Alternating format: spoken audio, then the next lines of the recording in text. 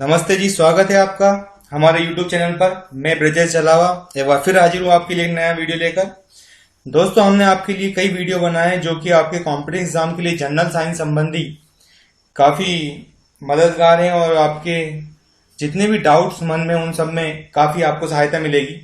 इसी क्रम में हम आपके लिए नया टॉपिक लेकर आए हैं जो कि जनरल साइंस की अगर हम लोग बात करें तो सबसे इम्पोर्टेंट टॉपिक हम लोग कह सकते हैं, क्योंकि इसमें जितने भी पार्ट्स आते हैं वो सभी पे क्वेश्चन बनते हैं और एग्जाम में ज़्यादातर पूछे जाते हैं और बहुत ही आसान है दोस्तों, कोई ऐसा कठिन विषय नहीं है।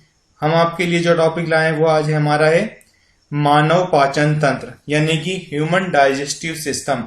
दोस्तों, इसके बारे में हम सब लोग जानते हैं कि जो भी खाना खाते हैं वो हमारी बॉडी में कैसे पचेगा, कैसे अवशोषित होगा, कहाँ ऊर्जा देगा, कितनी ऊर्जा देगा, ये सब मन में क्वेश्चन बना रहता है। आप तैयारी करते हैं तो भी, या फिर आप जैसे कहीं टीचर हैं या फिर आप जनरल नॉलेज भी लेना चाहते हो सामान्य किसी कंपटीशन छोड़ के, तो भी आपके लिए बहुत ही हेल्पफुल होगा। तो दोस्तों, आज का वीडियो आपके लिए बहुत ही इंपॉर्टेंट है, लेकिन उससे पहले यदि आप हमारे चैनल पर नए हैं तो हमारे चैनल को सब्सक्राइब जरूर कर लीजिएगा और अगर आपको पसंद आता है तो अपने दोस्तों को भी शेयर करिएगा। और अगर आपको लगता है कुछ कमी रह गई तो आप उसमें भी हमें अपने सुझाव दे सकते हैं, कमेंट बॉक्स में आप कमेंट्स करके हमें बता सकते हैं। तो दोस्तों, हम अब शुरू करते हैं वीडियो को। सबसे पहले हम लोग जानेंगे कि डाइजेस्टिव सिस्टम की हम लोग बात करते हैं, यानी कि पाचन तंत्र की बात करते हैं, तो पाचन होता क्या है। तो दोस्तों, हम लोग सब जानते हैं कि जब भी हम भोजन ग्रहण करते हैं तो वह बहुत ही जटिल रूप में होता है। तो सीधी सी परिभाषा है कि जटिल व कार्बनिक भोज्य पदार्थों को सरल व छोटे छोटे अणुओं में तोड़ना, यानी कि जो जटिल कार्बनिक पदार्थ हैं उनके जो बड़े बड़े अणु होते हैं उनको छोटे छोटे अणुओं में तोड़ना ही पाचन कहलाता है। और इस क्रिया में शरीर के कई अंग शामिल होते हैं और उन सभी से मिलकर एक तंत्र बनता है। उस तंत्र को हम लोग पाचन तंत्र कहते हैं। इसमें अंग के साथ कई तरह के एंजाइम शामिल होते हैं। तो आज हम इसी के बारे में जानेंगे कि पाचन क्रिया होती क्या है। हम साधारण जानते हैं कि जो भी हमारे जटिल और बड़े कार्बनिक भोज्य पदार्थ हैं उनको हम छोटे छोटे टुकड़ों में और सरल टुकड़ों में तोड़ लेते हैं, इसी को हम पाचन कहते हैं। लेकिन किस तरह और कौन कौन से अंग इसमें हमारी सहायता करते हैं और किस तरह से सहायता करते हैं, दोस्तों ये आज हम आपके लिए लेके आए हैं।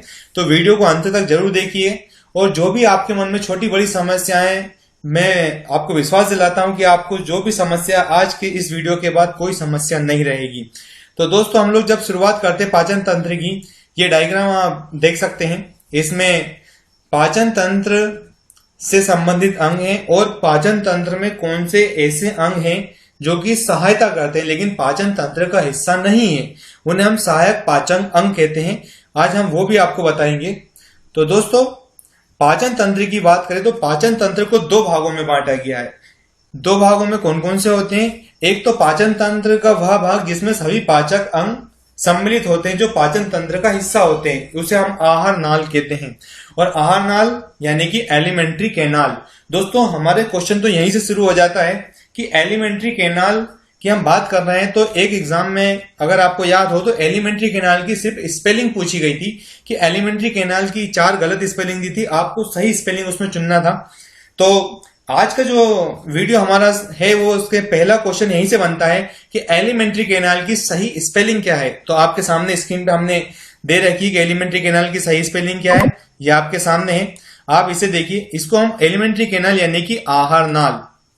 और दूसरा दोस्तों हमारा क्या है? पाचक ग्रंथियां, जिसे मैं सहायक पाचन अंग कह रहा था, यानी कि डाइजेस्टिव ग्लैंड हमारी इसमें शामिल होती हैं। ये सभी हमारे पाचन तंत्र के सहायक पाचक अंग होते हैं। तो आज हम इन्हीं के बारे में पढ़ेंगे। तो दोस्तों, हम अपना आज का टॉपिक शुरू करते हैं। सबसे पहले बात करेंगे हम आहार नाल की। तो आहार नाल की हम बात करते हैं तो क्वेश्चन दोस्तों मैंने आपको बताया कि आहार नाल यानी कि एलिमेंट्री कैनाल की स्पेलिंग सही क्वेश्चन शुरू हमारा हो जाता है। दूसरा क्वेश्चन यह बनता है कि एलिमेंट्री कैनाल की लंबाई कितनी होती है। तो एलिमेंट्री कैनाल की अगर हम लोग बात करेंगे तो यह मुख गुहा से लेकर गुदा द्वार तक एक लंबी नलिकाकार संरचना होती है। दोस्तों बिल्कुल एक बार फिर सुनिएगा, मुख गुहा से लेकर गुदा द्वार तक एक लंबी नलिकाकार रचना होती है, उसे हम एलिमेंट्री कैनाल या आहार नाल कहते हैं। इसकी लंबाई दोस्तों 7.5 मीटर यानी कि 7.5 मीटर इसकी लंबाई होती है। यह क्वेश्चन बनता है कि एलिमेंट्री कैनाल की लंबाई कितनी होती है। तो दोस्तों कितनी होती है, 7.5 मीटर इसकी लंबाई होती है। और इस एलिमेंट्री कैनाल यानी कि आहार नाल में कौन कौन से अंग आते हैं हमारे, सबसे पहला आता है मुख गुहा यानी कि ओरल कैविटी, जिसमें हमारे होंठ, दांत, जीभ और सलाइवा ग्लैंड यानी कि लाल ग्रंथियां इसमें सम्मिलित होती हैं। दूसरा आता है हमारा ग्रसनी, तीसरा आता है हमारा ग्रसिका या ग्रास नाल भी हम इसे कहते हैं, ग्रास नाल यानी कि इसोफेगस। दूसरा हमारे पास आता है अमाशय यानी कि स्टमक, छोटी आंत यानी कि स्मॉल इंटेस्टाइन, फिर बड़ी आंत यानी कि लार्ज इंटेस्टाइन, और अंतिम इसका जो भाग होता है एलिमेंट्री कैनाल का वो होता है एनस यानी कि मलद्वार, जिससे अवशिष्ट पदार्थ को हम हमारे शरीर के बाहर करते हैं। तो दोस्तों वीडियो को अंत तक देखिएगा, आपके मन में जो भी आज छोटे बड़े क्वेश्चन है सभी आज आपके डाउट क्लियर हो जाएंगे। तो दोस्तों शुरू करते हैं हम। दूसरे हमारे सहायक पाचन अंग भी हमारे इसमें आपको बताया था मैंने कि जो सहायता करते हैं, जो कि पाचन में मदद करेंगे, सहायता करेंगे, लाल ग्रंथियां, दूसरा यकृत यानी कि लीवर, और तीसरा हमारा अग्नाशय यानी कि पेंक्रियास। पेंक्रियास का नाम आप लोगों ने सुना होगा दोस्तों, इस पे भी हम आपके डिटेल से बताएंगे। तो दोस्तों आज का शुरू करते हैं हम मुख गुहा। मुख गुहा यानी कि ओरल कैविटी मैंने आपको दोस्तों बता दिया, डायग्राम में भी आपको दिख रहा है। इसमें होंठ आते हैं यानी कि हमारे लिप्स, टीथ यानी कि हमारे दांत दोस्तों आपको दिख रहे हैं सब यहाँ पे टीथ। उसके बाद हमारा हार्ड पैलेट, सॉफ्ट पैलेट, हमारी टंग यानी कि जीभ, और सलाइवरी ग्लैंड भी हमारी इसमें शामिल होती हैं। तो दोस्तों जानेंगे हम मुख गुहा के बारे में। तो इसमें निम्न अंग पाए जाते हैं, मैंने आपको बता दिया दोस्तों, होंठ, दांत, जीभ और लाल ग्रंथि इसमें होती हैं। और मुख गुहा की छत को हम तालु कहते हैं दोस्तों। पैलेट जो मैंने कहा था अभी, हार्ड पैलेट, पैलेट का मतलब होता है तालु। तो मुख गुहा की छत को हम लोग तालु कहते हैं, और यह कठोर और कोमल दो भागों में बटा होता है यानी कि कठोर तालु और कोमल तालु। और सबसे मेन काम होता है मुख गुहा में जो हमारे होंठ होते हैं, इसकी सहायता से हम सबसे पहले भोजन को ग्रहण करते हैं। तो मुख गुहा के द्वारा ही सबसे पहले भोजन को ग्रहण किया जाता है। और मुख गुहा में अगला पार्ट हमारा होता है दांत, यानी कि हमारे जबड़ों में दांत लगे हुए होते हैं। इन दांतों की सहायता से हम भोजन को छोटे छोटे टुकड़ों में तोड़ लेते हैं, और इन तोड़ने में हमारे दांत हमारी सहायता करते हैं। हमारे दांत भी 4 प्रकार के होते हैं दोस्तों। पहला हमारा कृदनक, कृदन यानी कि इंसाइजर टीथ, जो कि दोनों जबड़ों में 4 की संख्या में होते हैं। दूसरा हमारा बी पार्ट है रदनक यानी कि कैनाइन। तीसरा हमारा पार्ट है अग्र चवर्णक यानी कि प्रीमोलार। और चौथे टाइप के जो हमारे दांत होते हैं वो होते चवर्णक यानी कि मोलार। इनकी संख्या देखिए दोस्तों, कृदनक यानी कि इंसाइजर 4 होते हैं, कैनाइन हमारे 2 होते हैं, प्रीमोलार टीथ हमारे 4 होते हैं, और मोलार टीथ हमारे 6 होते हैं। लेकिन एक विशेष बात हमारे पास होती है, इन सबको अगर हम लोग काउंट करेंगे तो हमारे दांतों की संख्या 32 यानी कि 32 होती है। लेकिन जब भी हम लोग दांतों की बात करते हैं तो दांत हमारे 6 माह की उम्र से निकलना शुरू हो जाते हैं, और 6 माह की उम्र से लेकर 22 वर्ष की आयु तक दांत निकलते हैं। लेकिन किस तरह से निकलते हैं इसके बारे में दोस्तों हम थोड़ा सा जानेंगे। 6 माह से जो दांत निकलना शुरू होते हैं तो 6-7 वर्ष तक हमारे टेम्परेरी टीथ आते हैं, जिनको हम लोग दूध के दांत कहते हैं, जिनकी संख्या 20 होती है। उसमें हमारे चवर्णक यानी कि मोलार टीथ, जो हमारा मोलार पार्ट है, ये भाग उसमें सम्मिलित नहीं होता है। इसको अगर हम लोग हटाएंगे तो ये 12 दांत जो हमारे कम होते हैं, उसके बाद जो हमारे 20 दांत बचते हैं ये हमारे दूध के दांत में आते हैं। और 6 वर्ष से लेकर बाद में हमारे दांत टूटने शुरू होते हैं, और टूटते टूटते हमारे टेम्परेरी टीथ दूध के खत्म हो जाते हैं और हमारे परमानेंट टीथ आ जाते हैं। परमानेंट टीथ आने के बाद उसमें भी दोस्तों 18 से 22 वर्ष की आयु तक हमारे शरीर में केवल 28 दांत होते हैं। हमारे जो चवर्णक होते हैं जो 6 हैं, इसमें से मात्र 4 दांत आते हैं। और जो हमारी जो दाढ़ रहती है इसमें हमारे 2 दाढ़ अभी आती नहीं है, यानी कि 4 दांत हमारे कम होते हैं। और ये 18 से 22 वर्ष की उम्र के बीच में आते हैं, जिसे हम अक्ल दाढ़ कहते हैं। दोस्तों सभी ने अनुभव किया होगा कि जब हम 18 साल, 17, 18 या 20, 21 साल के होते हैं तब हमारे कुछ दांत निकलते हैं, उसे हम लोग अक्ल दाढ़ कहते हैं। लेकिन दोस्तों एक बात जान लीजिए, अक्ल दाढ़ का हमारे भोजन के पाचन में कोई योगदान नहीं होता, क्योंकि हम इससे पहले भी खाना खाते हैं और भोजन का पाचन करते हैं, तो इसका हमारे शरीर में ऐसा कोई योगदान नहीं है। इसलिए अब ये हमारे लिए केवल अवशेषी अंग हो चुके हैं, यानी कि इनका उपयोग हमारे शरीर में नहीं है, ये केवल अवशेषी अंग के रूप में आते हैं। लेकिन जब हमारी अक्ल दाढ़ निकलती है तभी हमारे दांतों की संख्या 32 होती है, अन्यथा हमारे शरीर में मतलब दांतों की संख्या 28 रहती है। दोस्तों इसके बाद हम लोग बात करेंगे जीभ यानी कि टंग। दोस्तों बहुत ही इंपॉर्टेंट पार्ट है हमारी ओरल कैविटी का जीभ। यह मांसल होती है, मोटी और लचीली होती है। यह भोजन के स्वाद के उद्दीपन को ग्रहण करने का कार्य करती है। यानी कि जब भी हम कोई भोजन ग्रहण करते हैं तो उसका जो स्वाद होता है उसको हमें, हमारा भोजन नमकीन है, मीठा है, कड़वा है या खट्टा है, इसका जो भी स्वाद हमें जो मिलेगा वो सब हमें हमारी जीभ के माध्यम से मिलता है। तो जीभ के माध्यम से किस तरह मिलता है? जो जीभ के हमारा टॉप पॉइंट होता है वो हमारा मीठे का उद्दीपन ग्रहण करता है। यानी कि जो स्वीट्स होते हैं वो हमारे कहां से उद्दीपन ग्रहण होता है? हमारी जीभ का जो टिप होती है, यानी कि एकदम फ्रंट पार्ट, जीभ के दोनों किनारों साइड से हमें नमकीन स्वाद आता है। यानी कि सॉल्टी टेस्ट हम लोग जीभ के दोनों किनारों से लेते हैं। और जीभ का जो पिछला हिस्सा होता है उसमें हमें कड़वेपन का स्वाद आता है। दोस्तों जीभ की सहायता से भोजन में लार को मिक्स किया जाता है। जब भी हम लोग भोजन करते हैं दोस्तों, आप लोगों ने सुना होगा कि जब भी कई बार हम लोग खाने की अच्छी चीजें देखते हैं तो हमारे मुंह में पानी आ जाता है। दोस्तों पानी आने का अर्थ होता है कि जब भी हम लोग खाना देखते हैं तो हमारे ब्रेन से आदेश होता है कि आपको खाने का पाचन करना है, तो हमारी लाल ग्रंथियां अपना स्त्रावण शुरू कर देती है। यानी कि जो हमारी सलाइवरी ग्लैंड होती है उसका सीक्रेशन स्टार्ट हो जाता है। उसी को हम मुंह में पानी आना कहते हैं। इसका जो मेन कार्य होता है वो होता है भोजन को नम बनाना। नम यानी कि भोजन का जो मॉइस्चर आती है, जब भी हम लोग भोजन खाते हैं तो अगर भोजन हमारा कड़क है तो उसमें लार मिल जाएगी और भोजन में नमी युक्त बना लेगी, जिससे भोजन को आगे की ओर जब हम मूवमेंट कराते हैं तो हमें किसी तरह की उसमें प्रॉब्लम नहीं आती और हमारा भोजन अच्छी तरह से आगे बढ़ जाता है। तो इसमें जब लार निकलती है तो उसको भोजन में मिलाने का जो कार्य होता है वो जीभ करती है। मतलब भोजन को पलटने का और उसमें अच्छे से लार मिलाने का हमारी जीभ यानी कि टंग करती है। और इसका जो दूसरे कार्य अगर हम लोग देखें तो यह हमारे दांतों की सफाई करती है। और साथ ही साथ दोस्तों जब भी हम लोग बात करते हैं, बोलते हैं, जो हमारे शब्दों का उच्चारण होता है यानी कि प्रोनाउंसिएशन ऑफ द वर्ड, जो हमारे वर्ड होते हैं उनका जो प्रोनाउंसिएशन होता है उसमें भी जीभ की एक अहम भूमिका होती है। दोस्तों ये बात थी हमारी ओरल कैविटी की। अब अगला पॉइंट हमारा आता है ग्रसनी यानी कि फेरिंग्स। फेरिंग्स की अगर हम लोग बात करें तो यह भोजन यानी कि पाचन तंत्र और श्वास नली दोनों में कॉमन पार्ट है।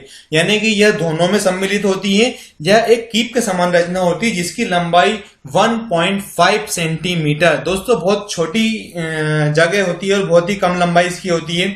कितनी होती है? 1.5 सेंटीमीटर में है दोस्तों ये इसकी लंबाई होती है। और यह केवल भोजन को आगे पहुंचाने का काम करती है।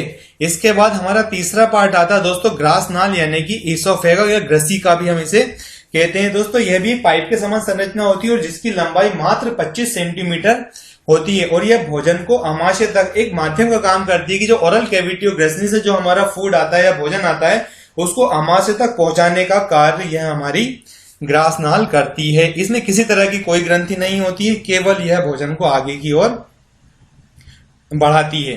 दोस्तों अब बात करेंगे हम लोग आमाशय की। आमाशय यानी कि स्टमक, यह सबसे इंपॉर्टेंट पार्ट होता है क्योंकि यह भोजन का अस्थायी रूप से संग्रहण करता है। जब भी हम लोग खाना खाते हैं तो वह सीधा ओरल कैविटी में दांतों से छोटे टुकड़ों में टूटेगा ग्रसनी और ग्रास नाल से होता हुआ सीधा भोजन हमारे आमाशय में चले जाता है। तो आमाशय की अगर हम लोग बात करें तो आमाशय डायफ्राम के नीचे, आप लोग डायफ्राम जानते होंगे, डायफ्राम के नीचे अंग्रेजी के जे अक्षर, अंग्रेजी का जे अक्षर हम लोग जानते हैं, अंग्रेजी के जे अक्षर के आकार का होता है और उसकी लंबाई मात्र 30 सेंटीमीटर होती है।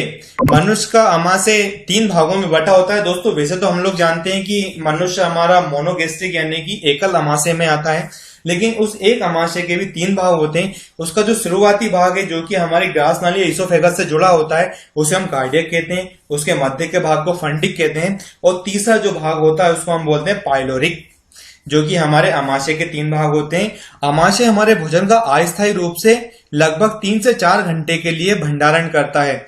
और आमाशय की दीवार पे दोस्तों हम लोग जानते हैं कि इसकी दीवारों में जठर ग्रंथियां पाई जाती हैं। जठर ग्रंथियां यानी कि पाचक ग्रंथियां पाई जाती हैं और उनसे एक रस का स्त्रावण होता है जिसको हम लोग जठर रस या गैस्ट्रिक जूस कहते हैं या पाचक रस भी कहते हैं। और दोस्तों इस पाचक रस का माध्यम यानी कि इसकी प्रकृति की हम बात करेंगे तो यह अम्लीय होती है और इसका अम्लीय होने का जो मुख्य कारण है वो हमारा HCl है, यानी कि हाइड्रोक्लोरिक अम्ल इसको अम्लीय बनाता है। और साथ साथ इस अम्ल के साथ साथ दोस्तों इसमें पेप्सिन, रेनिन और म्यूकस भी सम्मिलित होता है। और जो पेप्सिन होता है वो हमारे प्रोटीन का पाचन करता है, और जो रेनिन होता है वो हमारे दुग्ध का पाचन करता है। दोस्तों आप लोगों ने देखा होगा छोटे बच्चे होते हैं उनको हम दूध पिलाते हैं और कुछ समय के बाद वह दूध की तुरंत उल्टियां कर देते हैं, दूध मतलब वापस बाहर निकाल देते हैं। लेकिन हमने दूध पिलाया था, वो दूध की अवस्था में था, लेकिन जब वो वापस बच्चों द्वारा बाहर निकाला जाता है तो वो दही के रूप में आता है, मतलब दूध फट जाता है। तो दूध से दही बनाने का जो मुख्य कार्य है वो दोस्तों रेनिन के द्वारा होता है। रेनिन हमारा एंजाइम है। और दोस्तों ये बात बिल्कुल याद रखिएगा कि दूध से दही बनाने में कौन सा एंजाइम कार्य करता है, तो वो कौन सा है दोस्तों, हमारा रेनिन होता है। इसके बाद दोस्तों यहाँ पे हमारे पास एक नोट है, नोट हमने लगाया है, जो कुछ विशेष बातें होती हैं उसको नोट लगाते हैं। अक्सर दोस्तों हमारे मन में क्वेश्चन बना रहता है कि हम लोग जब मांस का सेवन करते हैं या जो कि मांस खाते होंगे, वे सभी लोग मांस का तो पाचन कर लेते हैं, लेकिन उसी मांस से हमारे आंतरिक अंग भी बने होते हैं। दोस्तों बहुत बड़ा क्वेश्चन है ये, एक जानकारी के लिए भी है कि एक आम आदमी को इसकी जानकारी होना चाहिए। मन में इस तरह के क्वेश्चन बने रहते हैं। और दूसरा क्वेश्चन ये आता है कि जब अंदर से भोजन, सारा भोजन पच जाता, आंतें क्यों नहीं पचती, आमाशय अपनी दीवार भी तो मांस की बनी होती है, हम उसे क्यों नहीं पचा पाते। तो दोस्तों बिल्कुल आज आपका ये डाउट क्लियर हो जाएगा, उसको बिल्कुल ध्यान रखिए। क्योंकि म्यूकस, जो हम लोगों ने बात करी थी कि उसकी दीवारों से क्या निकलता है, म्यूकस निकलता है। यह म्यूकस आमाशय की दीवार पर रक्षात्मक आवरण बनाता है, यानी कि जो भी म्यूकस स्रावित होता है वो उसकी दीवार पर लग जाता है, जिससे उसकी दीवार की रक्षा हो जाती है और रक्षात्मक आवरण बनाता है। और कई बार क्या होता है दोस्तों, हम लोग जानते हैं कि हमारा आमाशय मांस यानी कि प्रोटीन का ही बना होता है, हमारे शरीर का जो मांस होता है प्रोटीन से बना होता है। तो जब जो मांस बना है वो प्रोटीन का है, और प्रोटीन का पाचन कौन करता है दोस्तों, अभी मैंने आपको बताया था, प्रोटीन का पाचन हमारा पेप्सिन करता है। तो कई बार क्या होता है कि हमारे शरीर में म्यूकस का स्त्रावण कम हो जाता है, तो उसके कम होने से पेप्सिन आमाशय की दीवारों का पाचन कर देता है, यानी कि आमाशय की दीवारों को पाचन करना शुरू कर देता है। और जब पाचन शुरू कर देता है तो उसी को पाचन हो जाएगा, तो उसमें छोटे छोटे जख्म बन जाते हैं आमाशय की दीवार पर, उसी को हम छाले या अल्सर कहते हैं। दोस्तों आपने नाम सुना होगा पेप्टिक अल्सर, यानी कि पेट के छाले। तो जो पेट में छाले होते हैं उसका मेन कारण यही होता है कि आपकी बॉडी में पेप्सिन नामक एंजाइम स्रावित हुआ है, और उसने हमारा पेप्सिन जाके आमाशय की दीवार का पाचन शुरू कर दिया, उसके कारण हमारे शरीर में छाले, पेट में छाले बन जाते हैं। दोस्तों अगला पॉइंट हमारा है कि आमाशय में जो भोजन, जब हम लोग खाना खाते हैं तो जब दांतों से लार,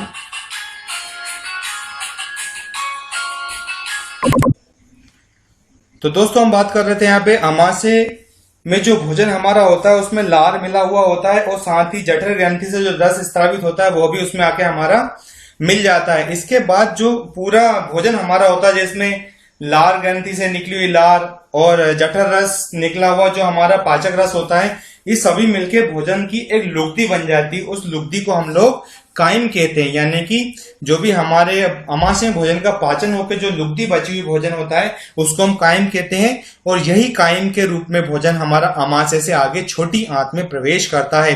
तो दोस्तों हम बात कर रहे थे काइम के रूप में भोजन था, अब यह हमारा छोटी आंत यानी कि स्मॉल इंटेस्टाइन में प्रवेश करता है।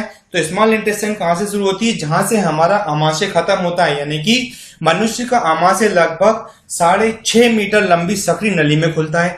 दोस्तों आपको मैं इसका साइज बता दूं, छोटी आंत की लंबाई 6.5 यानी कि 6.5 मीटर लंबी इसकी लेंथ होती है, और यह भी हमारे 3 भागों में बटी होती है। पहला भाग इसका दोस्तों आप देख रहे हैं यहाँ पे ड्यूटेनम, जिसको हम ग्रहणी कहते हैं, जेजुनम, और तीसरा भाग हमारा होता है इलियम। ये हमारे 3 भागों में बटी होती है। और भोजन का जो मुख्य रूप से पाचन होता है वह हमारा छोटी आंत में ही होता है। और पाचन होने के बाद जो भोजन का अवशोषण, दोस्तों हम लोग कहते हैं कि भोजन हमने लिया, भोजन का पाचन हुआ, अब भोजन से जो भी हमारे शरीर के लिए आवश्यक पोषण है वह पोषण हमें कहां से मिलता है, हमारी छोटी आंत के द्वारा ही पाचन और अवशोषण होता है। और सबसे बड़ी बात दोस्तों, छोटी आंत में हार्मोन का स्त्रावण होता है, जो कि पित्त यानी कि लीवर और अग्नाशय के जो स्त्रावण होते हैं उनका नियंत्रण भी यहीं से होता है। और जो हमारे लीवर से निकलता है, जो हमारा बाइल जूस आता है, और अग्नाशय से जो हमारे हार्मोन और एंजाइम्स आते हैं वह भी छोटी आंत में आकर यहीं पे मिलते हैं। दोस्तों मांसाहारी जंतुओं में अगर हम लोग बात करें कि मांसाहारियों में छोटी आंत की लंबाई कम होती है और शाकाहारी जंतुओं में इसकी लंबाई अधिक होती है। और सबसे इंपॉर्टेंट बात यह है दोस्तों कि छोटी आंत की दीवारों पर रसांकुर यानी कि विलाइस पाए जाते हैं, जो ये विली होते हैं ये क्या करते हैं कि जो भी भोजन का पचित भोजन का जो भी हमारे पास ऊर्जा के लिए जो भी हमारे पदार्थ होते हैं उनका अवशोषण होके यहाँ से हमारा भोजन ब्लड में चले जाता है, यानी कि रक्त में अवशोषित हो जाता है और रक्त के माध्यम से शरीर की प्रत्येक कोशिका में हमें पाचन या हमें ऊर्जा संबंधी भोजन प्राप्त हो जाता है। इसके बाद दोस्तों हमारी बड़ी आंत शुरू हो जाती है और बड़ी आंत की अगर हम लोग बात करें तो बड़ी आंत लगभग 1.5 मीटर लंबी होती है। दोस्तों इसको हम बड़ी आंत कहते हैं, लेकिन इसकी लंबाई कम होती है, लेकिन छोटी आंत से इसकी चौड़ाई अधिक होती है। छोटी आंत की लंबाई 6.5 मीटर यानी कि 6.5 मीटर के लगभग होती है। वहीं अगर हम लोग बड़ी आंत की बात करेंगे तो बड़ी आंत का नाम बड़ी आंत इसलिए क्योंकि इसकी चौड़ाई ज्यादा होती है, लेकिन इसकी लंबाई उससे बहुत कम होती है, केवल 1.5 मीटर लंबी होती है। इसके भी 3 भाग होते हैं दोस्तों, जो कि इलियम से लगा हुआ भाग यानी कि इलियम के बाद बड़ी आंत शुरू होती है, उसको हम सीकम, उसके बाद मध्य का भाग कोलोन और इसका अंतिम भाग रेक्टम होता है, यानी कि जिसको हम मलाशय कहते हैं। यानी कि सीकम, कोलोन और रेक्टम ये बड़ी आंत के 3 भाग होते हैं। जो दोस्तों सीकम की जो दीवार होती है यानी कि सीकम के ऊपरी भाग की अगर हम लोग बात करें तो इसमें इसकी ऊपरी सतह पर 7 से 9 सेंटीमीटर लंबी संरचना पाई जाती है, जिसे दोस्तों हम लोग क्या कहते हैं, वर्मीफॉर्म अपेंडिक्स। ये नाम आप लोगों ने सुना होगा दोस्तों, क्योंकि अपेंडिक्स की बीमारी के रूप में यह चलता है हमारा। इसको हम लोग क्या कहते हैं, वर्मीफॉर्म अपेंडिक्स कहते हैं। और वर्मीफॉर्म अपेंडिक्स की अगर हम लोग बात करें तो वर्मीफॉर्म अपेंडिक्स कोई बीमारी नहीं होती है दोस्तों, ये हमारे शरीर में एक अवशेषी अंग होता है। और अवशेषी अंग जो ये है, यह पहले हमारे शरीर में सेल्यूलोज का पाचन करता था। जब आप लोगों ने एक थ्योरी सुनी होगी दोस्तों कि पहले आदि मानव थे, फिर विकास के द्वारा हम लोग तक एक परिवर्तन हुआ है, ये विकास इसका नाम हमने इसे दिया है। तो दोस्तों ये जो हमारा क्रमिक रूप से विकास हुआ, इससे पहले जब आदि मानव का जीवन हमारा मानते हैं तो उस समय जो आदि मानव थे वो पेड़ों की पत्तियों को डायरेक्ट या सीधे ही भोजन के रूप में ग्रहण करते थे, तो उसमें सेल्यूलोज की मात्रा अधिक होती थी। तो उस समय सेल्यूलोज के पाचन में हमारी वर्मीफॉर्म अपेंडिक्स सहायक होती थी और सेल्यूलोज का पाचन करती थी। लेकिन वर्तमान समय की अगर हम लोग बात करें तो हम लोग पका हुआ भोजन खाते हैं, जिससे हमारे पास सेल्यूलोज के पाचन की आवश्यकता नहीं होती है, जिसके चलते अब ये हमारे शरीर में अवशेषी अंग हो गया है, जिसका हमारे शरीर में कोई उपयोग नहीं है। लेकिन कभी कभी क्या होता है कि जो हमारे शरीर में वर्मीफॉर्म अपेंडिक्स होती है वह अपने आकार में थोड़ी सी बढ़ जाती है, और जब अपने आकार में बढ़ जाती है तो वह हमारे स्टमक में जाकर चुभना शुरू कर देती है। और जब वो हमारे स्टमक में चुभती है तो पेट में तेजी से दर्द होता है, जिसके चलते डॉक्टर लोग हमारे पेट का ऑपरेशन करते हैं, या तो इसे काट के अलग कर देते हैं या फिर इसको फोल्ड करके वहीं बांध देते हैं। आज ये हमारे शरीर में केवल एक अवशेषी अंग के रूप में काम करती है। दोस्तों बड़ी आंत का जो मुख्य कार्य होता है वो श्लेष्म यानी कि म्यूकस का सिक्रेशन होता है, यानी कि श्लेष्म का स्त्रावण होता है, जो कि हमारे भोजन से जो हमारे लाभदायक पदार्थ थे या जो हमारे शरीर के लिए एनर्जी के थे या बॉडी मेकर प्रोटीन की हम लोग बात करें, वो सब तो छोटी आंत से अवशोषित हो जाता है। अब जो बचा हुआ पचित भोजन है वो हमारे लिए अवशिष्ट हो जाता है, उसका हमारे शरीर में कोई उपयोग नहीं होता है, तो वह सीधा छोटी आंत से बड़ी आंत में आता है, जहां उसमें म्यूकस का स्रावित होता है, जिससे वह आसानी से आगे की ओर गति कर सके। और दूसरी बात दोस्तों, उसमें जो जल होता है यानी कि जो पानी होता है उसका भी अवशोषण बड़ी आंत में कर लिया जाता है। और इसका बड़ी आंत में अवशोषण होने के बाद ये कहा जाता है हमारे रेक्टम यानी कि मलाशय, जो बड़ी आंत का अंतिम भाग होता है, इसमें जाकर अस्थायी रूप से संग्रहित हो जाता है। और जहां पे इसमें क्या होता है दोस्तों, सूक्ष्म जीवों की संख्या इसमें अधिक होती है, यानी कि हमारा जो रेक्टम होता है यहाँ पे माइक्रोब्स पाए जाते हैं, जो कि इसका क्या कर देते हैं, किण्वन यानी कि इसका फॉर्मेंटेशन कर देते हैं। और जब फॉर्मेंटेशन करते हैं तो इस प्रक्रिया के दौरान इसमें मीथेन, कार्बन डाइऑक्साइड ऐसी कई गैसों का फॉर्मेशन होता है। दोस्तों इसके बाद ये हमारा अवशिष्ट पदार्थ बन जाता है फॉर्मेंटेशन के बाद। तो जैसे इसका किण्वन होता है, फॉर्मेंटेशन होता है, तो यह अवशिष्ट पदार्थ हो जाता है, जो कि हमारा रेक्टम होता है, ये आगे चल के गुदा द्वार यानी कि एनस के रूप में एक छिद्र से शरीर के बाहर खुलता है, जिसको हम अवशिष्ट पदार्थ कह रहे हैं। ये इस गुदा द्वार की सहायता से शरीर से बाहर हो जाता है और इस तरह हमारे शरीर में भोजन का पाचन हो जाता है। इसके बाद दोस्तों हमारे पास बात आएगी कि इस सारी प्रक्रिया में जो सहायक अंग है वो कौन से हैं, तो हम इसे सहायक पाचक ग्रंथि नाम दिया हमने, डाइजेस्टिव ग्लैंड हम इसे कहते हैं। इसमें सबसे पहले आती है हमारी लार ग्रंथि यानी कि सलाइवरी ग्लैंड, दूसरा आता है हमारा यकृत यानी कि लीवर, तीसरा हमारा आता है अग्नाशय यानी कि पेंक्रियास। तो दोस्तों बात करेंगे हम लार ग्रंथि की। लार ग्रंथि की अगर हम लोग बात करें तो मनुष्य में यह 3 जोड़ी होती है, 3 जोड़ी यानी कि 6, यानी कि जोड़े के रूप में होती है 2-2 के, तो 3 जोड़ी लार ग्रंथि होती है और ये हमारे मुख गुहा में पाई जाती है, जो कि हमारे जीभ के नीचे, जिसको अधो जीवा कहते हैं, अधो हनु होती है, और एक हमारी होती है मैक्सिलरी, और हमारे दांतों के पास ये खुलती हैं। और इनसे जो स्त्रावन होता है वह हमारे भोजन में, दांतों से हम भोजन को चबाते हैं और जीभ की सहायता से उसमें मिल जाता है। दोस्तों यह जो स्त्रावन होता है इसकी प्रकृति की बात करें तो यह हमारी क्षारीय प्रकृति का होता है, यानी कि बेसिक होता है। और लार में टाइलिन नामक एंजाइम होता है जो कि स्टार्च का पाचन करता है। दोस्तों कौन सा एंजाइम होता है, ये क्वेश्चन बनता है कि लार में कौन सा एंजाइम होता है, तो लार में टाइलिन एंजाइम होता है। कई बार आता है कि टाइलिन किसका पाचन करता है, तो स्टार्च यानी कि अगर सीधी भाषा में कहें तो कार्बोहाइड्रेट का पाचन करता है। इसके बाद दोस्तों हम लोग बात करेंगे यकृत यानी कि लीवर की।